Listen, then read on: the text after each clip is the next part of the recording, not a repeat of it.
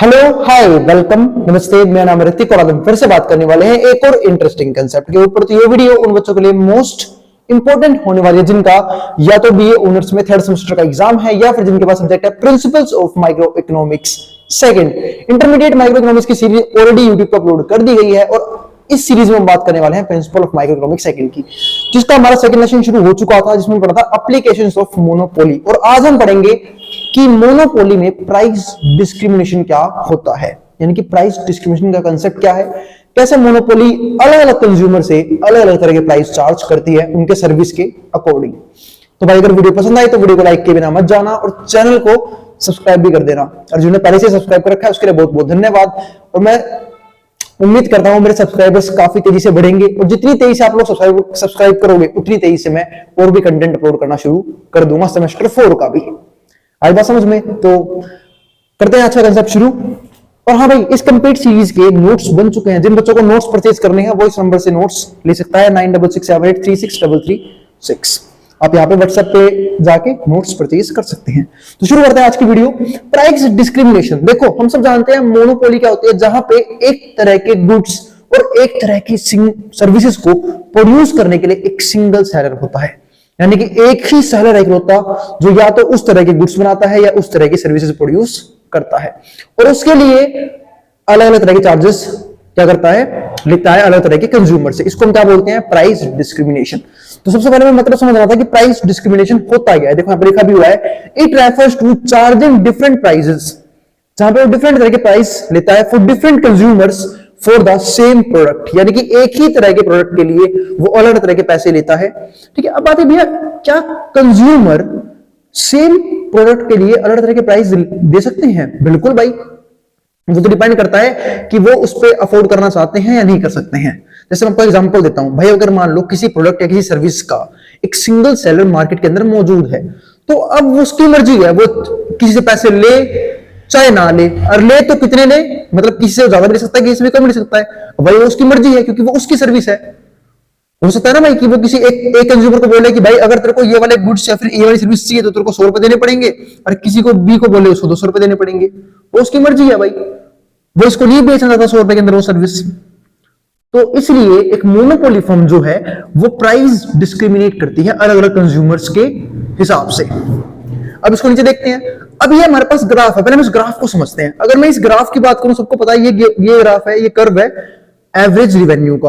ठीक है, इसको हम प्राइस कर्व भी बोल लेते हैं और डिमांड कर्व भी बोल लेते हैं। ये हमारा एमसी है और ये हमारा क्या है? Marginal revenue. हम जानते हैं इक्विलिब्रियम हमेशा उस पॉइंट पे आता है जहां पे एमआर बराबर है एमसी के। वो सारे पॉइंट मैंने यहाँ पे लिखे हुए हैं, एक एक करके पढ़ेंगे, पहले इसको ग्राफ में समझ लेते हैं।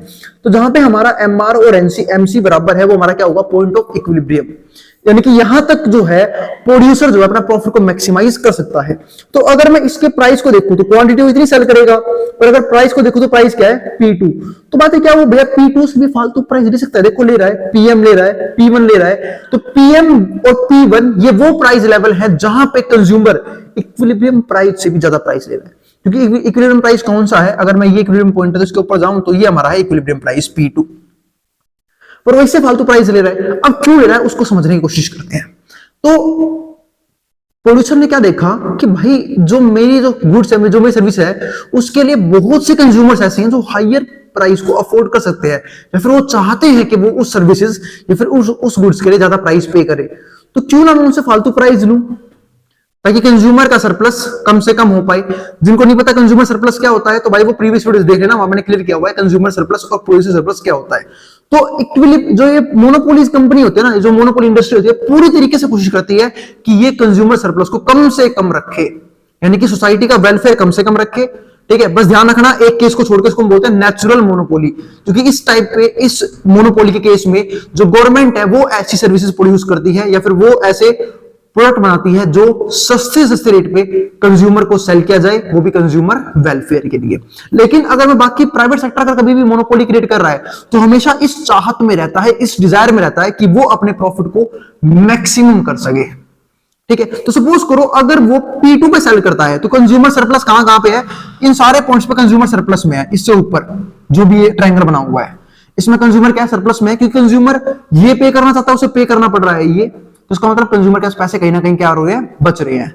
लेकिन अगर मैं देखूं पीएम पे या पी1 पे। तो अगर मोनोपोली फर्म को यह लगता है कि ये जो कंज्यूमर है ये मुझे इस पैसे से भी फालतू पैसा दे सकता है, तो देखो उसने ये प्राइस लगाया, पी1 लगाया, पीएम लगाया, ठीक है। ये कब लगता है, इसका मैं एक एग्जांपल के साथ समझाऊंगा इसको, पहले इसको समझ लेते हैं। तो उसने पी1 लगाया, पीएम लगाया ताकि जो कंज्यूमर सरप्लस हो कम से कम हो। अगर वो पी1 प्राइस ले रहा है या पीएम प्राइस ले रहा है, तो अगर देखो पीएम प्राइस है तो कंज्यूमर सरप्लस ये बचेगा, ये वाला ट्रायंगल।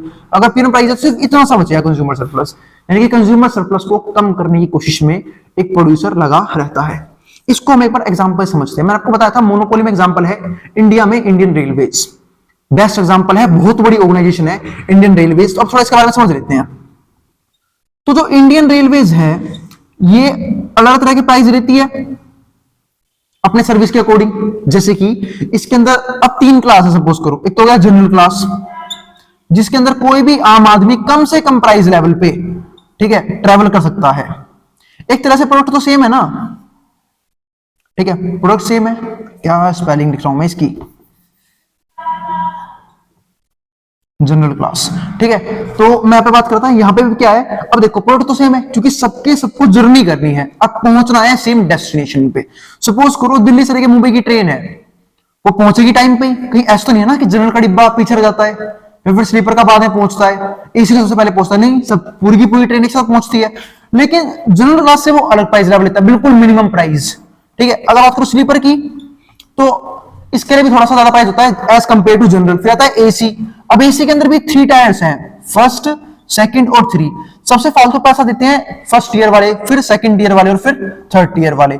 यानी कि वो अपने सर्विसेज के हिसाब से अलग अलग तरह से प्राइसेस को डिफरेंशिएट करता है, ठीक है, डिस्क्रिमिनेट करता है। यहां पे सबसे कम प्राइस, यहां पे इससे थोड़ा सा ज्यादा प्राइस, यहां पे सबसे फालतू प्राइस, और एसी में भी सेकंड ईयर में थोड़ा सा कम प्राइस, थर्ड में और कम प्राइस, लेकिन फर्स्ट में सबसे फालतू प्राइस।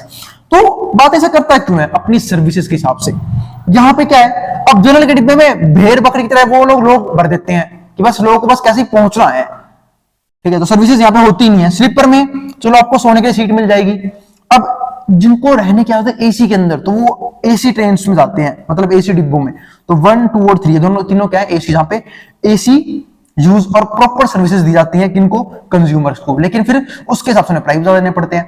अब आते हैं ये प्राइस कब लगाया जाता है। अगर मैं इसी प्राइस का एग्जांपल दूं P1 और PM, ठीक है, इसका थोड़ा एग्जांपल देने की कोशिश करता हूं। अब कई होते हैं जिन्हें बहुत जल्दी इमरजेंसी पड़ जाती है, क्यों ना इमरजेंसी में जाना पड़ गया, उसके लिए एक होता है कोटा, है ना। अब इस कोटा को हम बोलते हैं यहां पे रिजर्वेशन, कि ट्रेन में भी ना कुछ सीटें छोड़ दी जाती हैं कि अगर किसी भी केस में अगर लोगों को बहुत ज्यादा इमरजेंसी है कि उन्हें जाना ही पड़ेगा, उन्हें आज ही टिकट चाहिए, सपोज करो कल उन्हें जाना, उन्हें आज टिकट चाहिए, तो इन सारे केस में यहाँ पे तो टिकट अवेलेबल होंगी ही नहीं उनके पास, या तो वेटिंग हो चुकी होगी या फिर कंफर्म बुकिंग कंप्लीट हो चुकी होगी। तो अगर किसी को ट्रेन की टिकट चाहिए तो कुछ सीटें रेलवे अपने अंडर रख लेती हैं कोटा के अंदर, और जिसके लिए वो एक हायर प्राइस चार्ज करती है कि अगर तुम्हें कल टिकट चाहिए, कल की टिकट आज ही परचेज करनी है, फिर आज की टिकट आज ही परचेज करनी है, तो तुम्हें एक्स्ट्रा पैसा देना पड़ेगा।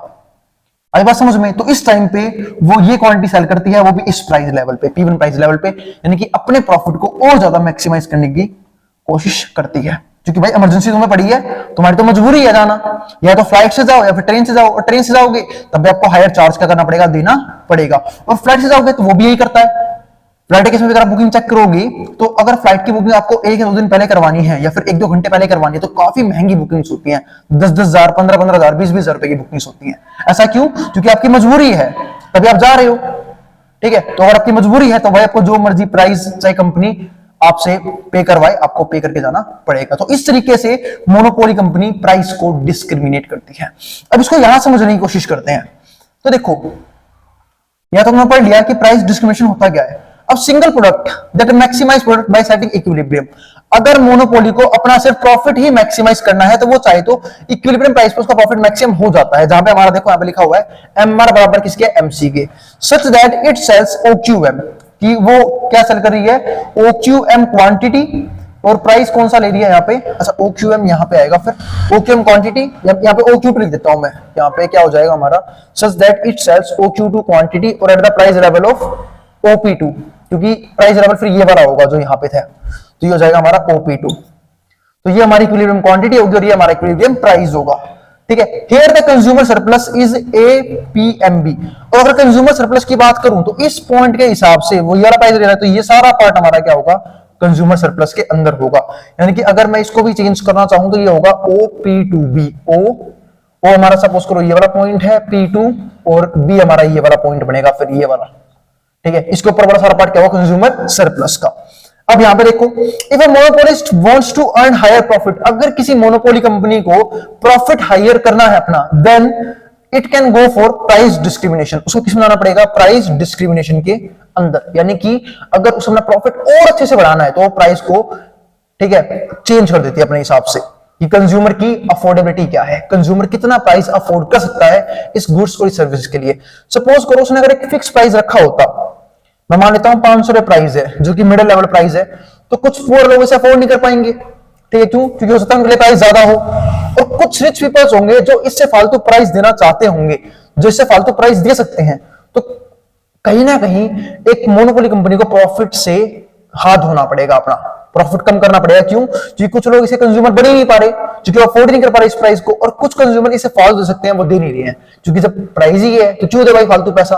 किसी का पास थोड़ा ना कि भाई तुम्हारी सर्विस 500 मिले पर मैं 1000 में खरीदना चाहता हूं, नहीं, वो भी इसी प्राइस पे लेंगे। तो इसलिए वो प्राइस को डिस्क्रिमिनेट कर देते हैं, कुछ कंज्यूमर्स के लिए कम भी कर देते हैं और कुछ कंज्यूमर्स के लिए बढ़ा भी देते हैं। तो इसने क्या लिखा हुआ यहाँ पे, if monopolist wants to earn higher profits, अगर मोनोपोलिस्ट चाहते कि वो और ज्यादा प्रॉफिट कमाए, then it can go for price discrimination, उसको प्राइस डिस्क्रिमिनेशन के लिए जाना चाहिए। सच दैट, इस प्रकार से it can charge different prices from different consumers, ताकि वो डिफरेंट प्राइस ले डिफरेंट कंज्यूमर से। Like it can P1 from the consumer who are willing to यहाँ पे आएगा, विलिंग टू पे मोर। तो देखो उसने P1 चार्ज किया किसके लिए, Q1 क्वांटिटी के लिए, ठीक है। तो ज्यादा प्राइस दिया उसने, इतना फालतू प्राइस। सोचो इक्विलिब्रियम कहां पे है, इक्विलिब्रियम प्राइस हमारा ये रहा, वो यहां पे है P2, और कहां ये वाला प्राइस है P1। अब आगे देखिए यहाँ पे, तो हु आर विलिंग टू पे more and charge lower price. अब लोअर प्राइस भी रहती है, जैसे P2 लोअर प्राइस है, ठीक है। अच्छा P2 तो इक्विलिब्रियम है, P3 हमारा लोअर प्राइस है, ठीक है। तो ये सारे केस ही बनते हैं हमारे। अब इसको आगे समझते हैं। तो ये प्राइस किन के लिए है, P3 किसके लिए है, जो मैक्सिमम यानी कि ज्यादा प्राइस अफोर्ड नहीं कर पा रहे, उनके लिए P3 है। यानी कि अगर मैं रेलवे में एग्जांपल दूं, जनरल कोटा, स्लीपर कोटा, तो ये वो प्राइस लेवल है जिनको आम लोग भी, ठीक है, आम लोग भी अफोर्ड कर सकते हैं। हाँ, पर ये वो प्राइसेस आ जाते हैं जहां पे उनके लिए अफोर्ड करना बहुत ही मुश्किल हो जाता है ट्रैवल करने के लिए। अब इसको आगे समझते हैं। 3 डिग्रीज होती हैं अगर आप बात करो प्राइस डिस्क्रिमिनेशन की, यानी कि अगर प्राइस को हमें डिवाइड ही करना है, उसके लिए 3 डिग्रीज बनाई गई हैं। एक तो होता है फर्स्ट डिग्री, सेकंड डिग्री और थर्ड डिग्री। यानी कि प्राइस डिस्क्रिमिनेशन मोनोपोली फॉर्म के अंदर भी 3 तरह की होती हैं, फर्स्ट डिग्री, सेकंड डिग्री और थर्ड डिग्री। इनकी बात हम करेंगे आने वाली वीडियो में, जहां पे हम इन तीनों के ऊपर ग्राफ से समझेंगे भी, और ये भी समझेंगे कि first degree, second degree, third degree price discrimination क्या होता है। तो यहां पे हम इस वीडियो को रोकते हैं, और भाई अगर वीडियो पसंद आई हो तो वीडियो को लाइक किए बिना मत जाना, और चैनल को सब्सक्राइब भी कर देना ऐसी वीडियोस के लिए। फिर भी किसी भी कंसेप्ट में, किसी भी चीज में दिक्कत रह जाए, कोई भी क्वेरी को अपने नीचे कमेंट बॉक्स में कमेंट कर सकते हैं, मैं उस क्वेरी को रिजोल्व करने की पूरी कोशिश करूंगा। और कोई भी सजेशन रह जाए आप उसके लिए भी, ठीक है, मैसेज या फिर कमेंट कर सकते हैं। मिलते हैं फिर आने वाली वीडियोस में, जहां पे हम बात करेंगे इन तीनों तरह के प्राइस डिस्क्रिमिनेशन की। अब जिसको जो उतारना है उतार ले, मैं हट रहा हूं बोर्ड के सामने से।